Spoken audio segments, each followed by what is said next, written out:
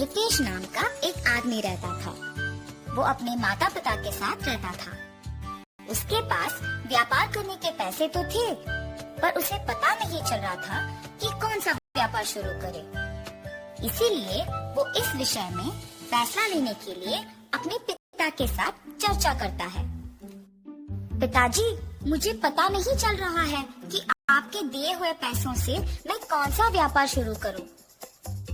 अरे, उसमें क्या है, पकौड़ी का व्यापार शुरू करते हैं। पकौड़ी का व्यापार? हाँ बेटा, हमारे गांव में जलेबियों का, समोसे का, अचार का, पापड़ का ऐसे बहुत व्यापार है। तो तुम्हें कुछ अलग व्यापार करना होगा। गांव में जो व्यापार नहीं है, अगर तुम करोगे तो अच्छा लाभ पाने का मौका होगा। सिर्फ सादा पकौड़ी कौन खरीदेगा पिताजी? इसीलिए हम सिर्फ सादा पकौड़ी नहीं बनाएंगे। तो फिर हम सादा पकौड़ी में साथ साथ चिकन पकौड़ी, फिश पकौड़ी, मिर्ची पकौड़ी, आलू पकौड़ी, प्याज के पकौड़ी, अंडे के पकौड़ी जैसे अलग अलग तरह के पकौड़ी बनाएंगे। ऐसे हमारा व्यापार को बहुत लाभ मिलेगा। रितेश को अपने पिताजी के बात सच लगे, परंतु मुझे इतने प्रकार के पकौड़ी बनाना नहीं आता है ना पिताजी। मुझे भी तो बनाना नहीं आता।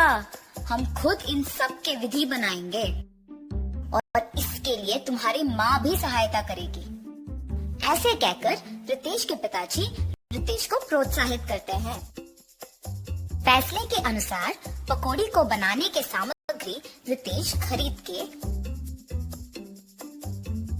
रसोई घर में इकट्ठा कर रहा होता है कि उसके पिताजी पके हुए अंडों को 2 हिस्सों में काट रहे होते हैं और रितेश की माँ पकौड़ी के लिए बेसन का मिश्रण तैयार कर रही होती है। बनाए हुए मिश्रण को 6 अलग अलग बर्तन में बराबरी से रितेश की माँ डालती है।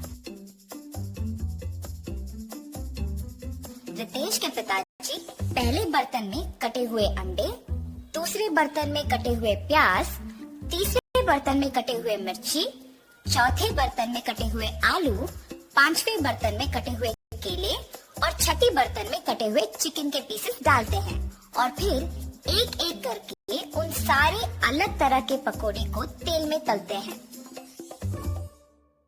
रितेश जब पकौड़ी का स्वाद देखता है तो उसको बहुत स्वादिष्ट लगता है। फिर वो अपने पिताजी के बातों को सच मानकर पकौड़ी के व्यापार को दृढ़ निश्चय से शुरू करता है। ऐसे शुरू हुआ था रितेश की जीत की कहानी। 15 साल बाद वही पकौड़ी का व्यापार रितेश को सिर्फ अमीर ही नहीं बल्कि बहुत घमंड और कठोर बना देता है। दूसरी ओर रितेश के पिताजी को बहुत दिनों से ठीक से दिखाई नहीं दे रहा था और सुनाई भी नहीं दे रहा था। इसीलिए वो रितेश को चिकित्सा करवाने के लिए पूछने की प्रयत्न करते हैं, पर रितेश कभी उनको समय ही नहीं देता था। इसीलिए रितेश के पिताजी खुद अस्पताल जाने का निश्चय करते हैं, पर उनके पास पैसे न होने के कारण रितेश की दुकान को निकल पड़ते हैं। अरे रितेश बेटा, कुछ दिनों से न कुछ ठीक से दिखाई दे रहा है, न कुछ सुनाई दे रहा है। चिकित्सा के लिए 3000 रुपयों की जरूरत है। थोड़ा मदद करो ना बेटा। क्या 3000 रुपए? उतने पैसे तो मेरे पास नहीं है। पर बेटा, कल ही तो तुमने बहू को बताया था कि हर रोज तुम्हें 30,000 मिलते हैं। आप पहले यहाँ से चलिए, कह रहा हूँ ना पैसे नहीं है। और घर चले जाते हैं। घर पहुँचने के बाद चिकित्सा के पैसे मांगने रितेश के पास गया था, पर उसने ये कहकर भेज दिया कि उसके पास पैसे नहीं है। क्या 3000 के लिए उसने ऐसा कह दिया? व्यापार तो अच्छा चल रहा है ना। शायद उसको हमारा यहाँ रहना पसंद नहीं। बहू ने भी खाना सिर्फ उन दोनों के लिए बनाया है। मैंने हम दोनों के लिए खाना बनाया है। तो फिर यही है, हमारा यहाँ रहना वो दोनों चाहते ही नहीं है। चलो इसी रात को यहाँ से निकलते हैं। ऐसे फैसला करके दोनों उसी रात गांव से निकल जाते हैं। माता पिता के लापता होने पर भी रितेश को चिंता नहीं हुई। अगर किसी ने पूछा तो कहता था कि तीर्थ यात्रा पे गए हैं। रितेश को पकौड़ी के व्यापार में लाभ ही लाभ आ रहा था। वो उसके दुकान में 10 और सहायक को काम पे लगा के उनको सारे पकौड़ी के विधि सिखा के काम करवाता था। इसके अनुसार उसने पकौड़ी के दाम भी बढ़ा दिया था। मिर्ची पकौड़े 5 रुपए के 10 पीस, प्याज के पकोड़े 8 रुपए के 10 पीस, आलू के पकोड़े 10 रुपए के 10 पीस, अंडे के पकोड़े 15 रुपए के 10 पीस, चिकन के पकोड़े 20 रुपए के 10 पीस और मछली के पकोड़े 25 रुपए के 10 पीस।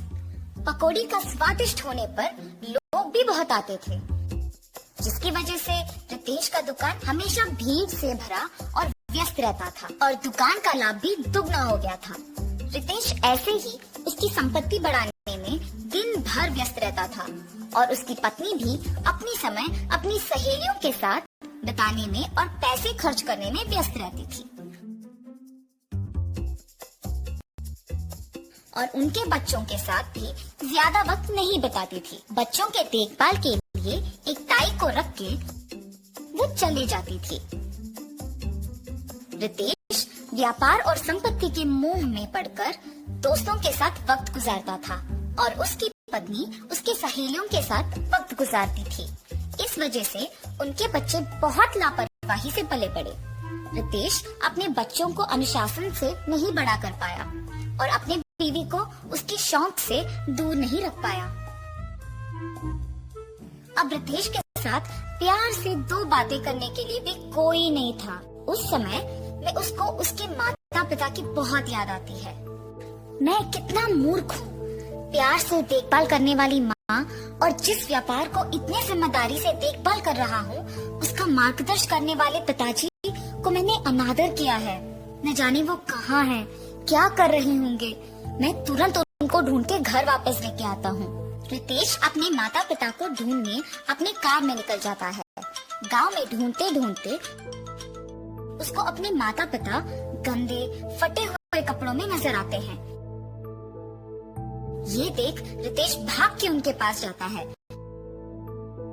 और कहता है, आप ऐसे कैसे? ये सब मेरा ही गलती है पिताजी, मुझे माफ कीजिए और कृपया मेरे साथ घर चलिए माँ। रितेश को अपने गलती का एहसास होता है और वो अपने माता पिता के साथ घर वापस आता है। अपनी पत्नी को बोलता है कि आज से जो भी होगा माँ के अनुसार होगा और व्यापार का सारा संपत्ति अपने पिताजी के हाथ कर देता है। रितेश सिर्फ सहायकों का और पकौड़ी के विधि का देखभाल करता है और उसकी पत्नी बच्चों का देखभाल और पढ़ाई का ध्यान रखती है। सुख संपत्ति और परिवार का प्यार पाके सब सदा खुश रहते हैं।